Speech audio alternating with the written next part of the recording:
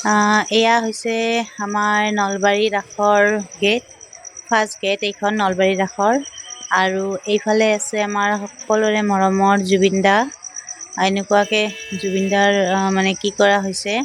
আৰু এইখন গেট আছে নলবাৰী গণেশ মন্দিৰৰ চকত, মানে এইখন হৈছে ফাৰ্ষ্ট গেট। আৰু এইফালে দেখিছেনে সৰু সৰু বাটাৰফ্লাই লাইট দিছে, মানে ফটোশ্বুটৰ কাৰণে হ'ব, বহুত ধুনীয়া। আৰু এনেকৈ আহি পাই গ'লোঁ নলবাৰী হৰি মন্দিৰৰ ভিতৰ ভাগটো।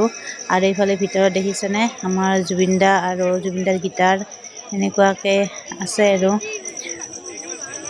আৰু এইফালে ভিতৰ ভাগটো ধুনীয়াই আছে, ধুনীয়া হৈছে মানে। আৰু সকলোফালে লাইটিং কৰি দিছে, ভাল লাগিছে। আৰু আজিও বহুত বেছি মানুহ হৈছে, সেনেকুৱাকৈ সকলোফালে লাইট কৰি দিছে। আৰু এইফালে দেখিছেনে মন্দিৰৰ ওপৰত এইবাৰ ফকাচিং লাইট লগাই দিছে, মানে বহুত ভাল লাগে ফকাচিং লাইটটো। আৰু এইফালে এনেকুৱাকৈ আছে আমাৰ মুখ্য কাৰ্যালয়, এয়া আমাৰ মুখ্য কাৰ্যালয়।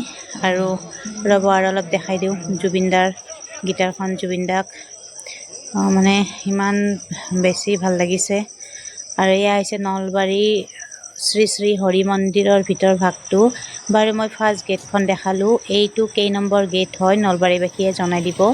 আৰু যদি আপোনালোকে নলবাৰী ৰাস চাই পোৱা নাই তেতিয়াহ'লে জীৱনটোত চালাকে কি, তো নলবাৰী ৰাস চাবলৈ আহি যাব। 17 নৱেম্বৰলৈকে আছে। যদি ভিডিঅ'টো ভাল পায় নলবাৰীবাসীসকল শ্বেয়াৰ কৰি